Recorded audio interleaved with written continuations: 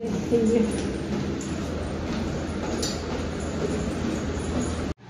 সকালটা না ফ্রেন্ডস খুবই খারাপভাবে শুরু হয়েছে, এতটাই খারাপভাবে শুরু হয়েছে মানে যেটা কিনা কল্পনাও করা যায় না। এই জাস্ট গোপাল ঠাকুরকে পাশের ভাবি নিয়ে গেল, তোমাদের সাথে শেয়ার করলাম ভিডিও শুরুতেই। তো একটুখানি আমি টেনশানে পড়ে গিয়েছিলাম যে ঠিক আছে বাকি ঠাকুরকে তো ক্ষমা চেয়ে নিলাম, কিন্তু লাড্ডু গোপালের তো প্রতিনিয়ত একটা সেবা দিতে লাগে, যেটা নিয়ম আর কি। তো কি করব আর কি করে দেব এইটা নিয়ে ভাবতে ভাবতে হঠাৎ করে মাথায় মানে কাকিকে ফোন করেছিলাম, আমাদের ওখানে যে শ্বেতা কাকি, যাদের থ্রুতে আমি প্রথম মায়াপুর যেতে পারি আর কি, কাকি বুম্বা তাদের কাছ থেকে এত কিছু জেনে। তো সে কাকি বললো তুই টেনশন করিস না সোমা, গোপালের যেটা করার গোপাল নিজেই করে নেবে, দেখ সব ব্যবস্থা হয়ে যাবে, যদি কোনো ব্যবস্থা না হচ্ছে তুই বাবুদেরকে দিয়ে জল দেওয়াবি। তো তারপরে দেখলাম ব্যবস্থা সত্যি হয়ে গেল, পাশে ভাবি আছে তাকে ফোন করাতে জানলাম ভাবি তুমি তোমার মন্দিরে তুমি একটু আমার গোপালকে রাখবে। বলছি এটা আবার তুই কি বলছিস, গোপালের তো গোটা দুনিয়া, তার জন্য তো আমরা সবাই রাখবো কি, সে আমার কাছে আসবে, সে আমাকে মানে এই কাজটার জন্য আমার মানে তার কাছে মানে তোর মনে আমার নামটা এসছে, এটা আমার জন্য বিরাট বড় ব্যাপার। আমি স্নান করে গোপালকে নিয়ে আসছি, দিয়ে সে ভাবি নিয়ে গেল। এবার তোমাদেরকে বলি ফ্রেন্ডস, বাড়িতে আজকে সকাল সকাল খুবই একটা বাজে খবর, যেটা কিনা হয়তো মানে সত্যি কোনোদিন মানে কি বলবো, এই শোনাটাও মানে শুনতেও খারাপ লাগছে, কিন্তু কিছু করার নেই, কিছু কিছু জিনিস তো পৃথিবীর চিরন্তন সত্য। সেটা আজকের যেটা ঘটেছে সেটাও মানে বাড়িতে আমার যে কাকা শ্বশুর মশাই উনি মানে গত হয়েছেন, উনি কালকে রাত্রেবেলাতে স্ট্রোক হয়েছে উনার। তো শুনে খুবই খারাপ লাগছে, আর এতটাই দূরে থাকি যে ওরকমভাবে হট করে যাওয়াটা মানে যেতে পারবোই না ফ্রেন্ডস। কারণ হচ্ছে যে এক তো আমাদের ফ্ল্যাটের কাজ চলছে, আর দ্বিতীয়ত হচ্ছে মেয়েদের স্কুল খুলছে, মানে সবটা খুবই অসুবিধার মধ্যে আর কি। তা ওনার ছেলেরাও বাইরেই থাকে, তো তাদের আসতেও সময় লাগবে। তো সবটাই শুনে বুঝে মানে এখন আর কি কোনো কাজ হয়নি, শেষ কাজ এখনো হয়নি, কারণ তার ছেলেরা আসবে তবে তো জিনিসটা হবে। তো যাই হোক, এটাই হচ্ছে আজকের সকালবেলা শুনে উঠেই এই জিনিসটা আর কি শুনেছি, যেটা খুবই খারাপ লাগছিলাম। জাস্ট বাথরুম থেকে ফ্রেশ হয়ে বেরিয়ে আমি গোপালকে তুলতেই যাচ্ছিলাম, মা বললো গোপালকে তুলিস না, মানে ঠাকুরকে ছুঁস না, এখন ছোঁয়া যাবে না। তা এরপর দেখি কি হবে না হবে। এখন তো যেহেতু একদম কাকা শ্বশুর মশাই হিসাবে আমরা ছেলের বউ, তো আমার আর বরের তো পুরোপুরিভাবে নিয়মে থাকার ফ্রেন্ডস। আমরা যদিও সবসময় বাইরে থাকলেও আমরা নিয়ম পুরোপুরি পালন করি। তো এখন যেটাই করব না করব সবটা বাবা মাকে জিজ্ঞেস করে। তো ঠিক আছে চলো সকাল থেকে ভিডিওটা স্টার্ট করি। এটা কি হয়ে গেছে তোমার মাথায়? ড্যাডি করে দিয়েছে, ড্যাডি তেল দিয়ে দিয়েছে। খাগাড়ু লাগছো, খাগাড়ু।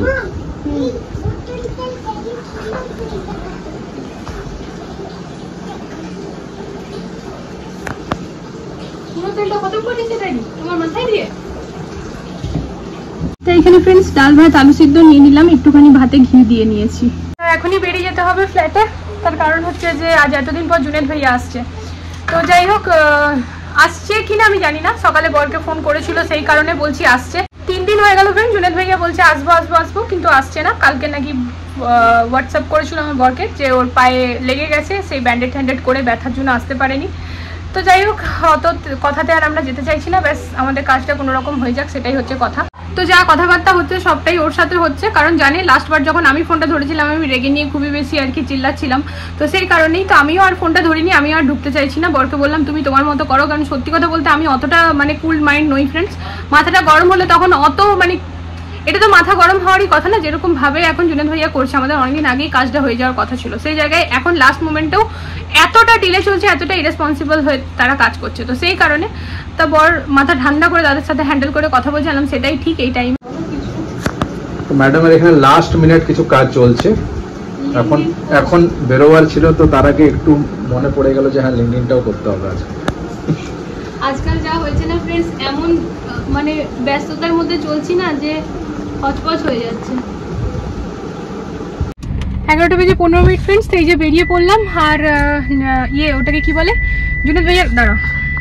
তো মন মেজাজ কারোরই আজকে সেরকম ভালো নেই, ভালো লাগছে না কিছুই, কিন্তু কাজগুলো তো ফ্রেন্ডস করতে হবে। তো যাই হোক, জুনেদ ভাইয়ার কল এসেছিল আজ বিগত 7 থেকে 8 দিন পর ভাইয়া এসছে, বাট সে এখন ইয়েতে যাবে না, ফ্ল্যাটে মানে রুমে যাবে না, নিচে দাঁড়িয়ে আমাদের ওয়েট করছে, নিচে কথা বলে তারপর রুমে যাবে। অ্যাকচুয়ালি এতদিন ধরে ফোন পিক করছে না, মানে কিরকম একটা ব্যাপার, তো জানি না কি নিচে কথা বলবে। তো যাই হোক, আমরা বেরিয়ে পড়লাম, এখন সময় হচ্ছে 11:16। তো ব্যাস চলো, প্রচণ্ড গরম লাগছে আর আজকে ভালো লাগছে না। ঠিক আছে, সময় এখন 12:05 ফ্রেন্ডস। তো জুনেদ ভাইয়ার সাথে কথা হলো, পরে এসেছে।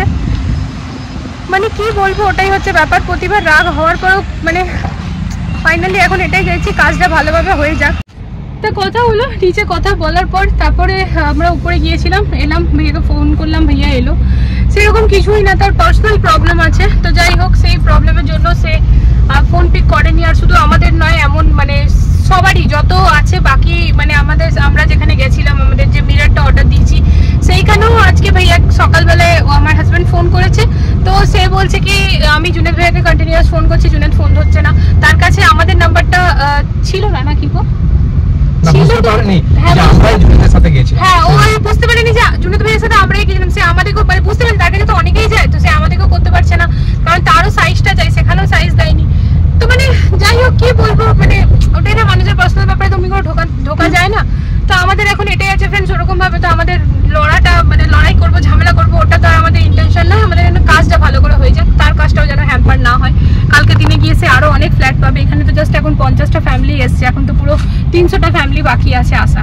তো যাই হোক, যেটা হচ্ছে আমরা এখন বেরিয়ে পড়েছি ফ্রেন্ডস। আমরা যাচ্ছি এখন যেখান থেকে তুলসী মন্দিরটা নিয়েছিলাম সেখানে। আমাদের নেবার আছে মার্বেল, তাই তো? ওই ভাইয়া কাটিং করে দেবে। তো ভাবি লাড্ডু গোপালকে নিয়ে গেছে।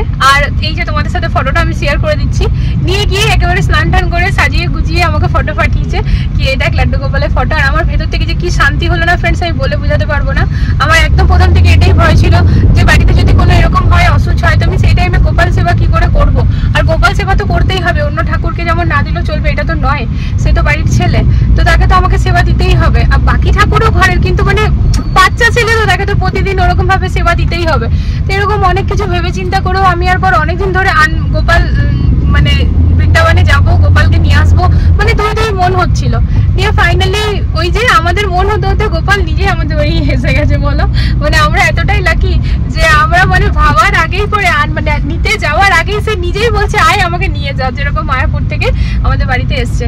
তো যাই হোক, ভাবি বলছে একদম রিল্যাক্স হয়ে যায়, এরকম কিছু না। তো আমি জিজ্ঞেস করলাম যে ভাবি তোমাদেরও যদি এরকম কিছু অসুবিধা হয়, বলছে আমরাও কাউকে দিয়ে যাই। তো ফ্রেন্ডস ওয়েস্ট বেঙ্গলে তো এটা আছে যে একজনের বাড়িতে কিছু অসুবিধা হলে পাশের জনের বাড়িতে দিয়ে যায়, বাট এখানে ওই আর কি বলে না, থাকতে থাকতে সবকিছু হয়ে যায়। তো এই যে এখন আমিও বুঝে গেলাম, কোনো ইন ফিউচারও যদি কিছু অসুবিধা হয়, যে কোথাও যাচ্ছি গোপালকে নিয়ে যেতে পারছি না, দূর বা কিছু অসুবিধা, তো সেই ক্ষেত্রে ভাবির ঘরে রাখতে পারবো। আর আমিও ভাবিকে বললাম ভাবি তোমার এরকম কিছু হলে তুমি আমার বাড়িতে একদম নিঃসন্দেহ রেখে যেতে পারো, আমি ওরকম ভাবেই তোমার গোপালের দেখাশোনা করবো যেরকম ভাবে আমার করি। তো যাই হোক, একটা দিকে তো একটুখানি রিল্যাক্স হতে পারলাম। আর ব্যাপারটা হচ্ছে চলো এবারে মার্বেলটা নিয়ে আসি। আর ভাইয়া এখন এসে নিয়ে আজকে কথা দিল কি ম্যাম 4 দিনের মধ্যে কাজ কমপ্লিট করছি। কথা এর আগেও অনেকবার দিয়েছে ফ্রেন্ডস, বাট প্রতিবারই ওরকমই হয়েছে। দেখা যাক, বিশ্বাস করেছে, এখন আমাদের কাছে কোনো অপশনও নেই। তো সত্যি হয়তো বেশি কিছু প্রবলেম হবে। তো ঠিক আছে, চলো তাহলে যাই। পৌঁছে গেছে ফ্রেন্ডস, ভাইয়াও হয়তো এক্ষুনি দোকানটা জাস্ট খুলেছে, কারণ মন্দিরগুলো সব বার করে করে বাইরে রাখছে।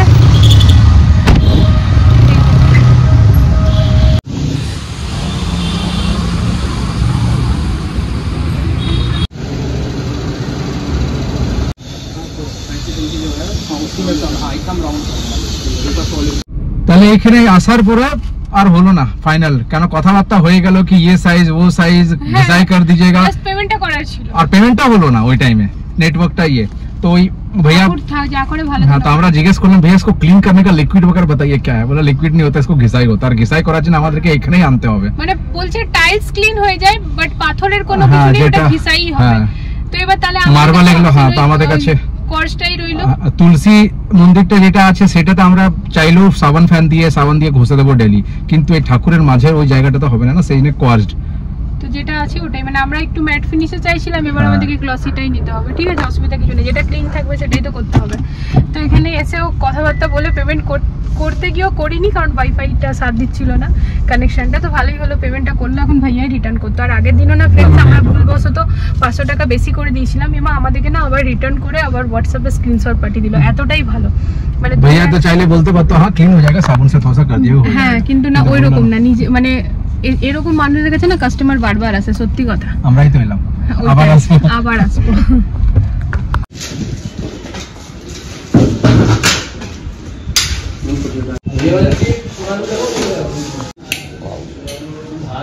অনটা বুঝতে পারবে যে দুটো অন আছে। তো এটা কিন্তু সবাই বেশ নাম করছে, ইলেকট্রিশিয়ান ভাইয়া ফ্ল্যাটে ম্যাচ করিয়ে দেখো। হ্যাঁ তো ওই জন্যই তো কেনা বলো। তো ওখানে সব সেট করা হচ্ছে। সকাল থেকে খালি আমরা দৌড়ে যাচ্ছি ফ্রেন্ডস। আজকে জুনেদ ভাইয়া যেমন এসছে, ফ্ল্যাটেও জোরো সোরোসে কাজ চলছে, আর বাইরেও খালি আমাদেরকে দৌড়ে যেতে হচ্ছে, এই কিনা সেই কিনা। আর পারছি না, শরীর দিচ্ছে না, খিদে পেয়ে গেছে এবারে। তো এখন আমরা এসেছিলাম এক্সজস্ট নিতে, এক্সজস্টে নিলাম, এরপর যাচ্ছি ওখানে। এরপর কোথায় যাচ্ছি গো? ওয়াশরুমের সিঙ্কটা, বেসিনটা। তো এই হচ্ছে আমাদের সুইচ বোর্ড ফ্রেন্ডস। তা কীরকম হয়েছে তোমরা কমেন্টে জানিও। তা পুরো ঘরের জন্য আমরা এটাই নিয়ে এসেছি, আমাদের তো দারুণ লাগছে। তো এখন এই আমাদের সেকেন্ড বেডরুমটা হয়ে গিয়েছে। লাইটগুলো জ্বালিয়ে দেখাও তো গো। কম্বিনেশন জানো দেখো লাইটের। হ্যাঁ, আর দেখো এটা। তো এখানে মাঝখানে ফ্যানটা বসবে। তো যাই হোক, এই যে হ্যাঁ, ওটা ক্লিন করতে হবে, এখন তো ডাস্ট বসবে।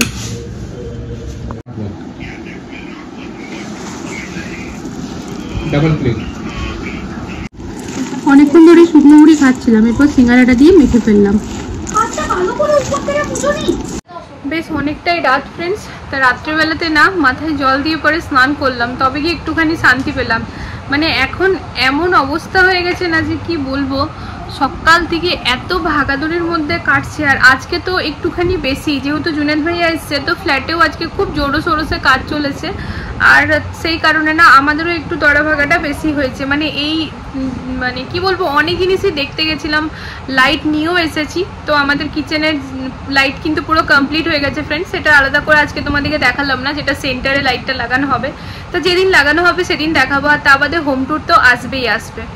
তো সেই কারণে আর সত্যি কথা বলতে না ফ্রেন্ডস, আজকে না অত ডিটেলসে আমার ভিডিও করার কোনো মনই ছিল না। মানে জাস্ট ভিডিও না করলে আমি মন থেকে শান্তি পাই না, কারণ এটা যেহেতু আমার রেগুলারের একটা কাজ হয়ে গেছে, সেই জন্য আমি ভিডিওটা করছিলাম সকাল থেকে। আর কালকে যেহেতু আমি অলরেডি ভিডিও করিনি, আজ আমার কোনো ভিডিও যায়নি, তো সেইটাও একটা কারণ কি আজ আমাকে ভিডিও করতেই হলো আর কি, কারণ পরপর দুদিন গ্যাপ হয়ে যেত।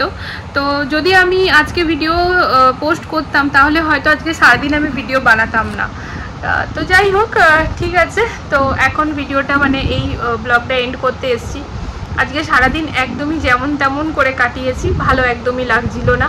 মানে কি হয় না ফ্রেন্ডস, মানুষ যখন কাছে থাকে তখন মানুষ মানে তখন ওই জিনিসটা নিয়ে না অত বেশি মাথা ব্যথা থাকে না। হ্যাঁ জানি তো সবাই আছে, কিন্তু যখন সে না কাছ থেকে অনেক দূরে চলে যায়, পৃথিবী ছেড়ে চলে যায়, তখন খুব বেশি বেশি করে ফিল হয়, খারাপ লাগে, ভালো ভালো প্রতিটা মুহূর্ত মনে পড়ে। তো আমার যে কাকা শ্বশুর মারা গেছেন কালকে, উনি মানে প্রথম আমি যখন শ্বশুর বাড়িতে আসি বিয়ের পরে, তো উনি কিন্তু আমাদের সাথে এসেছিলেন। মানে বাড়ির সবাই তো রাত্রেবেলাতেই বেরিয়ে গিয়েছিল, ওই মানে আমাদের বিয়ে হওয়ার পরে খাওয়া দাওয়া করে সবাই শ্বশুরবাড়ি, বাকি লোকরা তো চলে এসেছিলো বরযাত্রীরা, কিন্তু ওই কাকা শ্বশুর ছিলেন, উনি একেবারে আমাকে নিয়ে পরেই এসেছিলেন। তো আমি, আমার বর, তার সাথে কাকা শ্বশুর ছিলেন, তার সাথে দেওর, মানে এরকমভাবে আরও।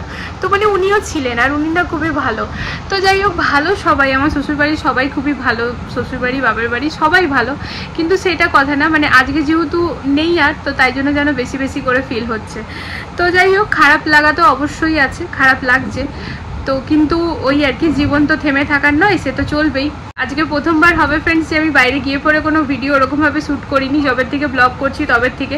মানে মেয়েদেরকে নিয়ে পরে একটু স্টেশনারি মানে সুপার মার্কেটে যেতে হয়েছিল, কারণ ওদের না সামার ভেকেশন রিলেটেড, মানে সামার ভেকেশনের যে হলিডে, সেটার একটা আর কি হোমওয়ার্ক আছে। 100 থেকে 200-এর মধ্যে কিছু শপিং করতে হবে, 200 থেকে 300-এর মধ্যে কিছু শপিং করতে হবে, আর ওই বিলটা আর কি দেখাতে হবে। মানে ওটা একটু ওদেরকে বোঝানোর মানে বোঝানোর জন্য আর কি, মার্কেটের হয়তো কেনাকাটার নলেজ দেওয়ার জন্য, যাই হোক কিছু করার জন্য আর কি, ওইরকম একটা অ্যাক্টিভিটি ছিল। তো এখন আস্তে আস্তে যেহেতু 1 তারিখে বাবুদের স্কুল খুলবে, আর আজকেও বেশ মাসের শেষ তো হয়েই গেল, সেই জন্য গিয়েছিলাম এখানে এই মোড় সুপার মার্কেটে। তো সেইগুলো আমি কিছু শেয়ার করিনি, কারণ আমার ভালো লাগছিল না অমনিভাবে ক্যামেরাটা অন করতে। তো যাই হোক, ঠিক আছে, চলো নেক্সট ব্লগ নিয়ে আসছি খুবই জলদি। তো আজকের জন্য বাই বাই, গুড নাইট।